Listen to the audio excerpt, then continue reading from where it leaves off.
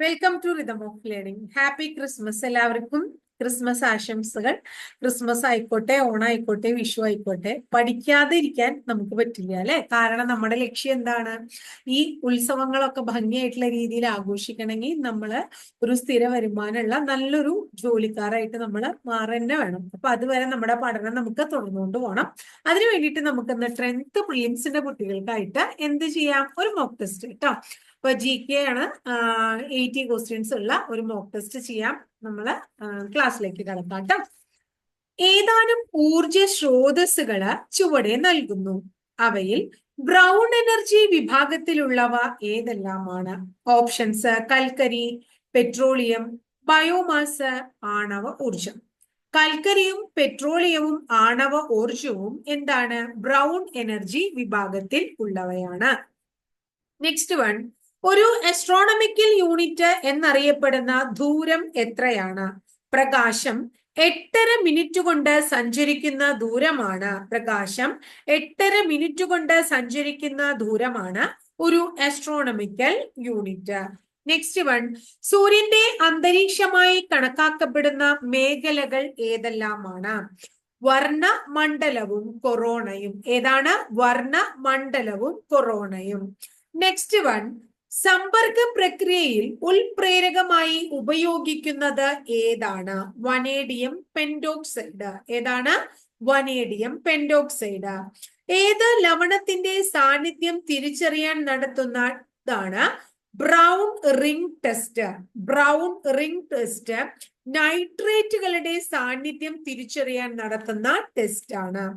ഏതാനും പകർച്ചവ്യാധികളുടെ പേരുകൾ ചുവടെ ചേർക്കുന്നു. ഇവയിൽ മഹാമാരികളുടെ ഗണത്തിൽ ഉൾപ്പെടുന്നവ ഏതെല്ലാം? മഹാമാരികൾ: COVID-19, ക്ഷയം, പ്ലേഗ്, വസൂരി. COVID-19, ക്ഷയം, പ്ലേഗ്, വസൂരി തുടങ്ങിയവയെല്ലാം തന്നെ എന്ത് തന്നെയാണ്? മഹാമാരികളുടെ ഗണത്തിൽ പെടുത്താവുന്നവയാണ്. വസ്ത്രങ്ങളെ ബാധിക്കുന്ന കരിമ്പൻ ഏതിനം സൂക്ഷ്മ ജീവിക്ക് ഉദാഹരണമാണ്? ഫംഗസ്. മണ്ണിൽ നിന്നും സൂക്ഷ്മജീവികൾ ശരീരത്തിൽ പ്രവേശിച്ചുണ്ടാകുന്ന ഒരു രോഗത്തിന് ഉദാഹരണമാണ് ടെറ്റനസ്. DPT വാക്സിനിലൂടെ തടയപ്പെടുന്ന രോഗങ്ങൾ ഏതെല്ലാമാണ്? ഡിഫ്തീരിയ, വില്ലൻ ചുമ, ടെറ്റനസ് തുടങ്ങിയവയാണ്.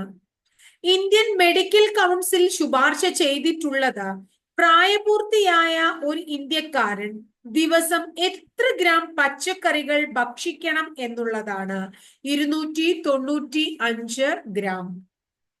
മാർ കുര്യാക്കോസ് ഏലിയാസ് ചാവറയുടെ കൃതികൾ ഏതെല്ലാമാണ്? ഓപ്ഷൻസ്: ആത്മാനുതാപം, ഇടയ നാടകങ്ങൾ, ധ്യാന സല്ലാപങ്ങൾ, നാളാഗമങ്ങൾ.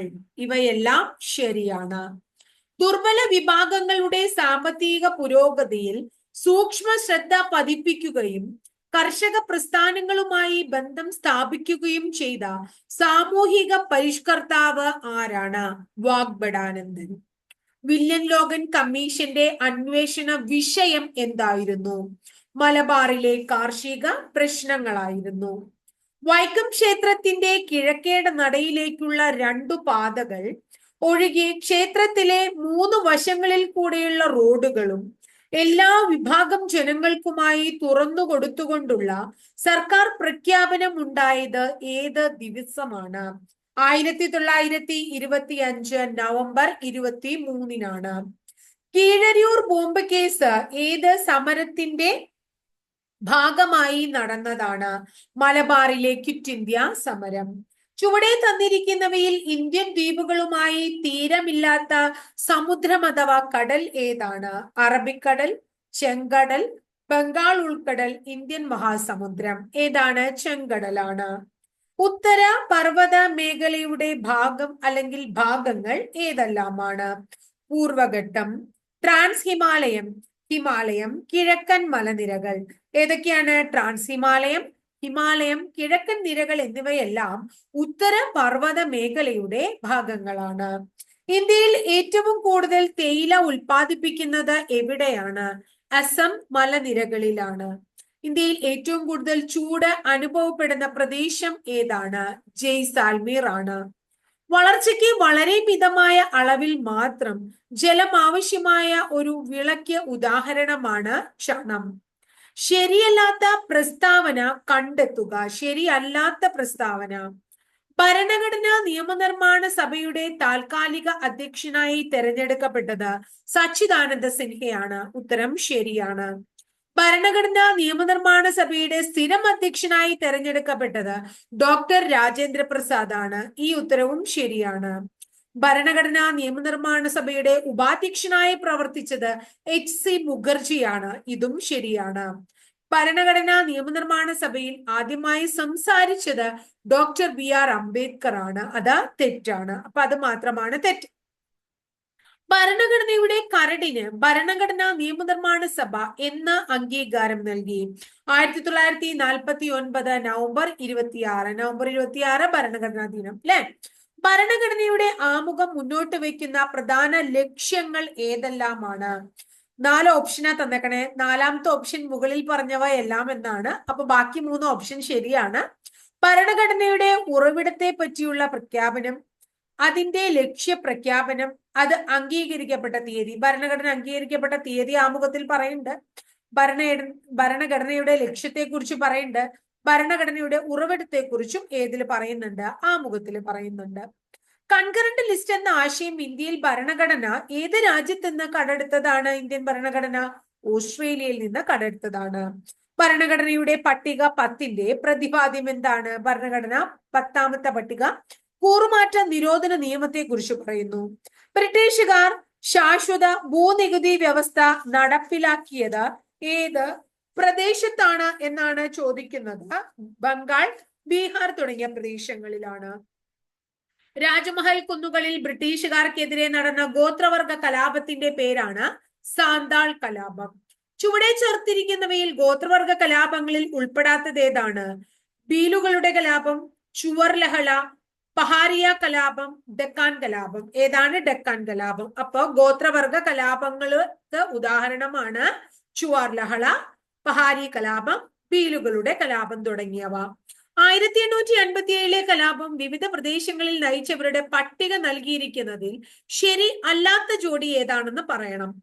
കാൺപൂരില് നാനാ സാഹിബ് താന്തിയ തോപ്പി ശരിയാണ്. ആരയില് കൻവർ സിംഗ് ശരിയാണ്. ബറേലിയില് ഖാൻ ബഹദൂർ ഖാൻ ശരിയാണ്. ഫൈസാബാദ് ബീഗം ഹസ്രത് മഹൽ അല്ല, മൗലവി അഹമ്മദുള്ളയാണ്. അപ്പൊ അതാണ് തെറ്റ്. ഫൈസാബാദ് ബീഗം ഹസ്രത് മഹൽ. രാജാറാം മോഹൻ റായ് ആരംഭിച്ച പത്രങ്ങൾ ഏതെല്ലാമാണ്? സംവാദ് കൗമുദിയും മിറാദുൾ അക്ബറും.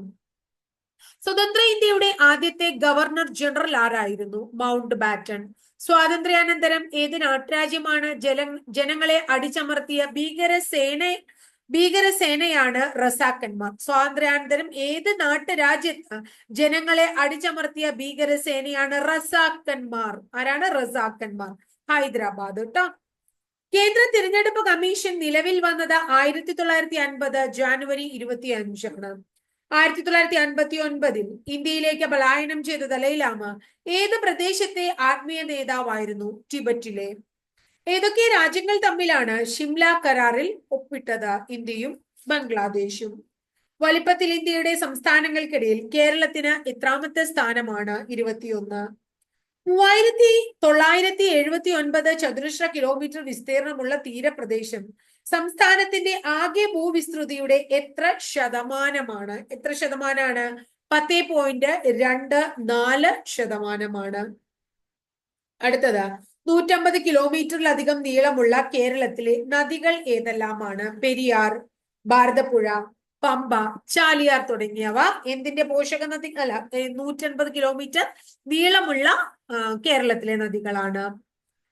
കേരളത്തിലൂടെ ഒഴുകുന്ന ഏറ്റവും കൂടുതൽ നദികളുടെ പതന സ്ഥാനം ഏതാണ്? അറബിക്കടലിലാണ്. വേമ്പനാട്ട് കായൽ കേരളത്തിലെ 3 ജില്ലകളിലായി വ്യാപിച്ചിരിക്കുന്നു. ഇതിൽ ഉൾപ്പെടാത്തത് ഏത്? ആലപ്പുഴ, എറണാകുളം, കോട്ടയം ജില്ലകളിലായി വ്യാപിച്ചു കിടക്കുന്നുണ്ട്. തൃശ്ശൂരില്ല. തൃശ്ശൂരാണ് അടുത്ത ഓപ്ഷൻ തന്നിരിക്കുന്നത് കേട്ടോ. ഇംഗ്ലീഷ് അക്ഷരമാലയിലെ F ആകൃതിയിലുള്ള കേരളത്തിലെ തടാകത്തിന്റെ പേരെന്താണ്? ശാസ്താംകോട്ട തടാകം. സ്വദേശാഭിമാനി രാമകൃഷ്ണപിള്ള, AK ഗോപാലൻ, EK നായനാർ എന്നിവയുടെ അന്ത്യ വിശ്രമ സ്ഥലം ഏതാണ്? പയ്യമ്പലം ബീച്ച്. പൂക്കോട് തടാകത്തിന്റെ തീരത്ത് സ്ഥിതി ചെയ്യുന്ന കേരളത്തിലെ സർവകലാശാല ഏത്? കേരള വെറ്റിനറി സയൻസ് ആണ്. തൂവാനം വെള്ളച്ചാട്ടം സ്ഥിതി ചെയ്യുന്നത് ഏത് വന്യജീവി സങ്കേതത്തിലാണ്? ചിന്നാർ വന്യജീവി സങ്കേതത്തിൽ. ആറന്മുള ഉത്രട്ടാതി വള്ളംകളി നടക്കുന്നത് എവിടെയാണ്? പമ്പാ നദിയിൽ. ഏതാനും വൈറ്റമിനുകൾ ചുവടെ ചേർക്കുന്നു. അതില് ജലത്തിൽ ലയിക്കാത്ത വൈറ്റമിനുകൾ ഏതെല്ലാമാണ്? അപ്പോ vitamin A, vitamin B complex, vitamin C, vitamin K. അതാണ് ഓപ്ഷൻ. ജലത്തിൽ ലയിക്കാത്തവ വൈറ്റമിൻ എയും വൈറ്റമിൻ കെയുമാണ്. ആമാശയരസത്തിലെ ഹൈഡ്രോക്ലോറിക് ആസിഡിന്റെ ഉൽപാദനം ക്രമാതീതമാകുമ്പോൾ ഉണ്ടാകുന്ന ആരോഗ്യ പ്രശ്നത്തിന്റെ പേരാണ് അസിഡിറ്റി. ആഗ്നേയഗ്രന്ഥി ഉൽപ്പാദിപ്പിക്കുന്ന ആഗ്നേയരസത്തിലെ പ്രധാന ഘടകങ്ങളിൽ ഉൾപ്പെടാത്തത് ഏത്? Pancreatic amylase, trypsin, pancreatic lipase, പിത്തരസം. ഏതാണ്? പിത്തരസം. അപ്പൊ ആഗ്നേയഗ്രന്ഥി ഉൽപ്പാദിപ്പിക്കുന്ന ആഗ്നേയരസത്തിലെ പ്രധാന ഘടകങ്ങളാണ് pancreatic amylase, pancreatic lipase, trypsin തുടങ്ങിയവ പ്രധാനപ്പെട്ടതാണ്. എന്തിന്റെ ശാസ്ത്രീയ നാമമാണ് ഒറൈസ റൂഫി പോർഗൺ? എന്തിന്റെയാണ്? ഒറൈസ റൂഫി പോർഗൺ വരി നെല്ലിന്റെയാണ്. എന്തിന്റെയാണ്? വരി നെല്ല്. അടുത്തത് പശ്ചിമതീര കൊന്ന മാതൃവൃക്ഷവും ചാവക്കാട് ഓറഞ്ച് ഡ്വാർഫ് പിതൃവൃക്ഷവുമായ സങ്കര ഇനം തെങ്ങ് ഏതാണ്? T*D. പശ്ചിമതീര കൊന്ന മാതൃവൃക്ഷവും ചാവക്കാട് ഓറഞ്ച് ഡ്വാർഫ് പിതൃവൃക്ഷവുമായ സങ്കര ഇനം തെങ്ങിന്റെ പേരാണ് T*D. D*T, കേരസങ്കരം, ചാവക്കാട് കുള്ളൻ, മലയൻ ഡ്വാർഫ് ഇതൊക്കെ തന്നെ തെങ്ങിന്റെ അത്യുൽപാദന ശേഷിയുള്ള വിത്തിനങ്ങളിൽ പെടുന്നതാണ്. തെങ്ങുകളിൽ കണ്ടുവരുന്ന പ്രധാന രോഗങ്ങൾ ഏതെല്ലാമാണ്? കാറ്റുവീഴ്ച, ചെന്നീരൊലിപ്പ്, തഞ്ചാവൂർ വാട്ടം. കാറ്റുവീഴ്ച, ചെന്നീരൊലിപ്പ്, തഞ്ചാവൂർ വാട്ടം. സംസ്ഥാന ആരോഗ്യ ഏജൻസിയുടെ ആപ്തവാക്യം എന്താണ്? കരുതലിന്റെ കൈത്താങ്ങ്. പ്രധാനമന്ത്രി ജൻ ആരോഗ്യ യോജന പൊതുവെ അറിയപ്പെടുന്നത് ഏത് പേരിലാണ്? ആയുഷ്മാൻ ഭാരത്. ആർദ്രം മിഷന്റെ ചെയർമാൻ ആരാണ്? മുഖ്യമന്ത്രി. നവജാത ശിശുക്കളുടെ സമഗ്ര ആരോഗ്യ പരിശോധനയിലൂടെ കുഞ്ഞുങ്ങളെ ആരോഗ്യപൂർണമായ അതിജീവനത്തിലേക്ക് കൈപിടിച്ചുയർത്താൻ ആവിഷ്കരിച്ച പദ്ധതിയുടെ പേരാണ് ശലഭം. ഞാനിത് പലപ്പോഴും ക്ലാസ്സിൽ പറഞ്ഞിട്ടുള്ള ഒരു ചോദ്യമാണ്. രാജ്യത്തെ ആദ്യത്തെ വാണിജ്യാടിസ്ഥാനത്തിലുള്ള ആകാശ നിരീക്ഷണ കേന്ദ്രം ആരംഭിച്ചത് എവിടെയാണ്? ഗൾവാറിലാണ്. ഗർവാള് കേട്ടോ. ട്രെയിൻ 18 എന്ന തുടക്കത്തിൽ അറിയപ്പെട്ടിരുന്ന തീവണ്ടിയുടെ ഇപ്പോഴത്തെ പേര് എന്താണ്? വന്ദേ ഭാരത് എക്സ്പ്രസ് എന്നാണ്. പ്രപഞ്ചത്തിൽ ആദ്യ നക്ഷത്രത്തിന്റെ രഹസ്യം കണ്ടെത്തിയതായി വിക്ഷേപിക്കപ്പെട്ട ബഹിരാകാശ ടെലസ്കോപ്പിന്റെ പേരാണ് ജെയിംസ് വെബ്.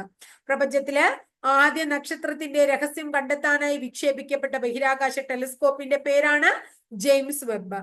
രാജ്യത്തെ പരമോന്നത കായിക ബഹുമതിയെ ഏത് വ്യക്തിയുടെ പേരിലാണ് 2021 പുനർനാമകരണം ചെയ്തത്? മേജർ ധ്യാൻ ചന്ദ്. ഇന്ത്യയിൽ വികസിപ്പിച്ച ആദ്യത്തെ സ്വകാര്യ റോക്കറ്റിന്റെ പേരാണ് വിക്രം S.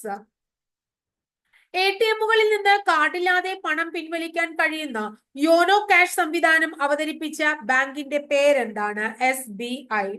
പശ്ചിമഘട്ട വനനിരയിൽ നിന്ന് പുതിയതായി കണ്ടെത്തിയ ഹാബ്രോസൈറ്റം കേരളത്തിലെ ഏതിനം ജീവിയാണ്? ചിലന്തി. അപ്പൊ ചിലന്തികളും കടവാവലുകളൊക്കെ കാണപ്പെടുന്ന ദേശീയ ഉദ്യാനം ഏത് എന്ന് ചോദിച്ചിട്ട് നമ്മളോട് പരീക്ഷയ്ക്ക് ചോദിച്ചിട്ടുണ്ട്. മംഗളവനത്ത് അത് കാണപ്പെടുന്നുണ്ട് കേട്ടോ. ലോകാരോഗ്യ സംഘടന എംപോക്സ് എന്ന പുനർനാമകരണം ചെയ്ത രോഗത്തിന്റെ പേരെന്താണ്? ഏതാണ്? വാനര വസൂരിയാണ്. അടുത്തത് 2024 വയലാർ അവാർഡിന് അർഹമായ കൃതി ഏതാണ്? കാട്ടൂർ കടവ്. ആരുടെ ആത്മകഥയാണ് ജീവിതം ഒരു പെൻഡുലം? ആരുടെയാണ്? ശ്രീകുമാരൻ തമ്പി. എല്ലാ വർഷവും നവംബർ 1 പ്രഖ്യാപിക്കുന്ന പുരസ്കാരം ഏതാണ്? കേരളത്തിലെ പുരസ്കാരങ്ങൾ. ഭരണഭാഷാ പുരസ്കാരാണോ, എഴുത്തച്ഛൻ പുരസ്കാരാണോ, കേരള പുരസ്കാരാണോ, വള്ളത്തോൾ അവാർഡാണോ എന്ന് ചോദിച്ചേക്കണേ. കേരള പുരസ്കാരം ട്ടോ. ഋഷിക്കാരനായ ഒലേഗ് കാനോനെങ്കോ 2024 ഫെബ്രുവരിയിൽ സ്ഥാപിച്ച റെക്കോർഡ് ഏതാണ്? ബഹിരാകാശത്ത് കൂടുതൽ സമയം ചെലവിട്ട വ്യക്തി. 2024 ബഹിരാകാശത്ത് ഏറ്റവും കൂടുതൽ സമയം ചെലവിട്ട വ്യക്തി എന്ന റെക്കോർഡ് നേടിയത് റഷ്യക്കാരനാണ്. അദ്ദേഹത്തിന്റെ പേര് ഒലേഗ് കോനെനെങ്കോ എന്നാണ്. ഒലേഗ് കോനെനെങ്കോ എന്നാണ്. ലോകത്തിലെ ആദ്യത്തെ 3D പ്രിന്റിംഗ് മോസ്ക് ഉദ്ഘാടനം ചെയ്തത് എവിടെയാണ്? ജിദ്ദയിലാണ്. ഗർഭചിത്രത്തിനുള്ള അവകാശം ഭരണഘടനയിൽ ഉൾപ്പെടുത്തിയ ലോകത്തിലെ ആദ്യത്തെ രാജ്യം ഏതാണ്? ഫ്രാൻസ് ആണ്. ലോകത്തിലെ ഏറ്റവും ശക്തിയേറിയ ലേസർ വികസിപ്പിച്ചെടുത്തത് ഏത് രാജ്യമാണ്? റുമേനിയയാണ്. ഏത് രോഗത്തിനെതിരെ ലോകാരോഗ്യ സംഘടന അംഗീകാരം നൽകിയ വായിലൂടെ കഴിക്കാവുന്ന വാക്സിൻ ആണ് യുവിക്കോൾ എക്സ്? ഏതിനാണ് കോളറയ്ക്കാണ് കേട്ടോ. യുവിക്കോൾ എസ് ഏതാണ്? കോളറ. ലോകത്തിലെ ആദ്യത്തെ പൂർണ്ണമായും 3D പ്രിന്റ് ചെയ്ത റോക്കറ്റ് എഞ്ചിന്റെ പേരാണ് അഗ്നിബാൺ. 2024 മെയ്യിൽ പശ്ചിമ ബംഗാൾ ഒഡീഷ തീരങ്ങളിൽ വീശിയടിച്ച ചുഴലിക്കാറ്റാണ് റെമാൽ. 46ാമത് അന്റാർട്ടിക് ട്രീറ്റി കൺസൾട്ടേറ്റീവ് മീറ്റിംഗ് 2024 മെയ്യിൽ നടന്ന ഇന്ത്യൻ നഗരം ഏതാണ്? കൊച്ചി. 46ാമത്തെ അന്റാർട്ടിക് ട്രീറ്റി കൺസൾട്ടേറ്റീവ് മീറ്റിംഗ് 2024 മെയ്യിലാണ് നടന്ന ഇന്ത്യൻ നഗരം ഏതാണ്? കൊച്ചി. ഇന്ത്യയുടെ പുരാതനമായ സൈനിക അറിവുകളെ പുതിയ കാലത്തെ തന്ത്രങ്ങളുമായി കൂട്ടിയോജിപ്പിക്കുക എന്ന ലക്ഷ്യത്തോടെ ആരംഭിച്ച പ്രോജക്റ്റിന്റെ പേര് എന്താണ്? പ്രോജക്ട് ഉദ്ഭവ് എന്നാണ്. ഏത് സംസ്ഥാനത്തെ കാര്യാലയമാണ്? എന്തിന്റെ ആസ്ഥാന കാര്യാലയമാണ് ഭദ്രത? KSFE. എന്തിന്റെ ആസ്ഥാന കാര്യാലയമാണ് ഭദ്രത? KSFE. FX Perera and sons private limited കേരളത്തിലെ ഏത് പൊതുമേഖലാ സ്ഥാപനത്തിന്റെ പൂർവഗാമിയായിട്ടാണ്? ഏത് പൊതുമേഖലാ സ്ഥാപനത്തിന്റെ പൂർവഗാമിയായിട്ടാണ് അറിയപ്പെടുന്നത്? Kerala minerals and metals. 19ാം Asian ഗെയിംസിന്റെ വേദി ഏതായിരുന്നു? ഷാങ്ഷോ. 19ാം ഏഷ്യൻ ഗെയിംസിന്റെ വേദി ഷാങ്ഷോ. ദേശീയ ശാസ്ത്ര ദിന ആചരണം ഏത് ശാസ്ത്രജ്ഞനുമായി ബന്ധപ്പെട്ടിരിക്കുന്നു? CV രാമൻ. ദേശീയ ശാസ്ത്ര ദിനാചരണം CV രാമനുമായി ബന്ധപ്പെട്ടിരിക്കുന്നു. ഗ്ലേസിയറുകളുടെ സംരക്ഷണത്തിനായുള്ള അന്താരാഷ്ട്ര വർഷമായി UN പ്രഖ്യാപിച്ചത് 2025. അപ്പൊ വരാൻ പോണ വർഷം ഗ്ലേസിയറുകളുടെ സംരക്ഷണത്തിനായിട്ടുള്ള അന്താരാഷ്ട്ര വർഷമാണ് കേട്ടോ. അപ്പൊ വളരെ പ്രധാനപ്പെട്ട കുറച്ച് ചോദ്യങ്ങളാണ്, കുറച്ച് ടഫ് ആയിട്ടുള്ള ചോദ്യങ്ങളാണ്. നല്ലതാണ് ഇത്തരം ചോദ്യങ്ങൾ നിങ്ങൾ പഠിച്ചു വെക്കുന്നത്. കാരണം എന്തുകൊണ്ടാണെങ്കിൽ ഇത്തരം ചോദ്യങ്ങൾ റാങ്ക് മേക്കിംഗ് ക്വസ്റ്റ്യൻസ് ആയിട്ട്, അതായത് സാധാരണ എല്ലാവരും അറിയുന്ന ചോദ്യങ്ങൾ നമ്മൾ പഠിച്ചു വെക്കും. ഇതിലും ഒരു 10ലധികം ചോദ്യങ്ങൾ നിങ്ങൾക്ക് ഒരു വെറൈറ്റി ചോദ്യങ്ങളായിട്ടുള്ള ചോദ്യങ്ങളാണ്. അപ്പൊ ഇത്തരം ക്വസ്റ്റ്യൻസ് തെരഞ്ഞെടുത്ത് നിങ്ങൾക്ക് തരുന്നതിന്റെ ആവശ്യം അല്ലെങ്കിൽ അതിന്റെ കാരണം എന്താ എന്ന് ചോദിച്ചു കഴിഞ്ഞാൽ നല്ല റാങ്കിൽ എത്തി നിങ്ങൾക്ക് എത്രയും പെട്ടെന്ന് ജോലിക്ക് കയറാൻ സാധിക്കട്ടെ എന്നുള്ള ഉദ്ദേശത്തോട് കൂടിയിട്ടാണ് കേട്ടോ. അപ്പൊ ക്ലാസ്സുകളൊക്കെ ഇഷ്ടപ്പെടുക വെച്ചാൽ തീർച്ചയായിട്ടും ഒന്ന് ലൈക്ക് ചെയ്യുക. കൂടാതെ ഇഷ്ടപ്പെട്ട ക്ലാസ്സുകൾ നിങ്ങളുടെ കൂട്ടുകാർക്കൊന്ന് ഷെയർ ചെയ്ത് കൊടുക്കുക. ആദ്യമായിട്ട് ചാനൽ കാണുന്ന കുട്ടികളാണെങ്കിൽ ചാനൽ ഒന്ന് സബ്സ്ക്രൈബ് ചെയ്യുക. അതോടൊപ്പം ബെൽ ബട്ടൺ കൂടി ക്ലിക്ക് ചെയ്യുമ്പോൾ ഓരോ ദിവസവും ഞാൻ അപ്ലോഡ് ചെയ്യുന്ന വീഡിയോസ് കൃത്യമായിട്ട് നോട്ടിഫിക്കേഷൻ ലഭിക്കുകയും ചെയ്യും. അപ്പൊ അടുത്ത ദിവസം വളരെ നല്ലൊരു ടോപ്പിക്കുമായി നമുക്ക് വീണ്ടും കാണാം കേട്ടോ.